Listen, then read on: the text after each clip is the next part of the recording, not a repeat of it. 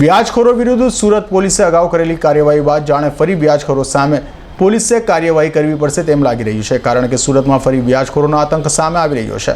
સિંગણપોરના હીરા વેપારીને વ્યાજખોર દ્વારા ધમકી આપી ઘરે જઈ મોડી રાત્રે તોડફોડ કરાતા મામલો પોલીસ મથકે પહોંચ્યો છે।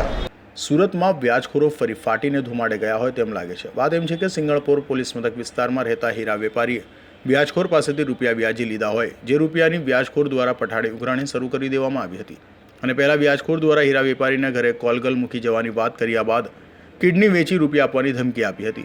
તો મોડી રાત્રે હીરા વેપારીના ઘરે જઈ વ્યાજખોરી દરવાજાના કાચ તોડી આતંક મચાવ્યો હતો। આખરે વ્યાજખોરથી કંટાળેલા હીરા વેપારીએ સિંગણપોર પોલીસ મથકે પહોંચી ફરિયાદ નોંધાવી હતી। હું નિલેશ કાંતિભાઈ માણિયા અક્ષરદીપ સોસાયટી કતારગામ રહું છું। ગઈ 26 તારીખ રાત્રે 2:30 વાગે મારા ઘરે જતીન વિઠાણી, નિમેશ રબારી અને અરવિંદભાઈ વિઠાણી આવેલા। એમાં જતીનભાઈ અને નિમેશભાઈ નશાની હાલતમાં હતા ખૂબ, અને અમને ડરાવેલા, ધમકાવેલા, પૈસાની ઉઘરાણી, વ્યાજના પૈસાની ઉઘરાણી માટે આવેલા। અને અમારે અત્યારે જ પૈસા લઈને જવાનું છે। 11,25,000 રૂપિયા અમારે અત્યારે હમણાં જ જોઈએ છે। ચેક આપી દો તમે, કે હમણાં જ પૈસા આપી દો। આ ઘરનું લોખંડ વેચીને પૈસા આપી દો, ઘરેણાં વેચીને પૈસા આપી દો, અથવા ન હોય તો કિડની વેચીને પણ તમે પૈસા આપી દો, આજે જ અમારે લઈને જવાનું છે એમ કીધું। અને અમારા મમ્મીને પણ એવું કીધું કે તમારા કાનમાં જે બુટ્ટી પહેરી છે એ કાઢી આપો, એ અમારે લઈ લેવાની છે।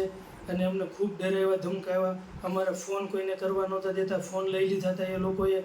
કાચની બધી બારીની તોડફોડ કરેલી છે, દરવાજાની। અને ત્યાર પછી અમને ગાડીમાં બેસાડીને લઈ જતા હતા। તો નીચે પાર્કિંગમાં ઉતર્યા, ત્યાં અમારી સાથે મારામારી થઈ। ત્યાર પછી પાછા અમને ઉપર લાવ્યા અને એમણે એમ કીધું કે તમારી પાસે અત્યારે ન હોય તો તમે કોઈ પણનો હવાલો અપાવી દો, પણ અમારે પૈસા લીધા વગર અહીંયાથી જવાનું નથી। તો ત્યાર પછી એમના સંબંધી ઉમેશભાઈ અને અમારા સંબંધી સંદીપભાઈ એ બંને એકબીજીને ધંધાકીય વ્યવહારથી ઓળખતા હોય, જેથી અમને બોલાવ્યા અને એમની પાસે હવાલાની 11,25,000ની કબૂલાત કરાવીને સવારે 5:30 વાગે અમને છોડ્યા। આ બાબતની ફરિયાદ અમે સિંગણપુર પોલીસ સ્ટેશનમાં આપેલી છે। સુરતમાં ફરી ફાટીને ધુમાડે જઈ રહેલા વ્યાજખોરો સામે સુરત પોલીસ ફરી કડક કાર્યવાહી કરે તેવી માંગ લોકો કરી રહ્યા છે। કાસવાળા સાથે અઝર કુરેશી।